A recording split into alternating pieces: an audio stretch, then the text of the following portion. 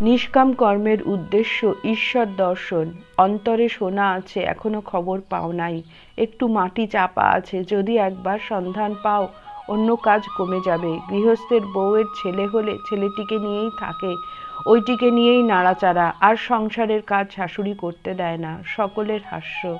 আরো এগিয়ে যাও। কাঠুরে কাঠ কাটতে গিয়েছিল, ব্রহ্মচারী বললে এগিয়ে যাও। এগিয়ে গিয়ে দেখো চন্দন গাছ।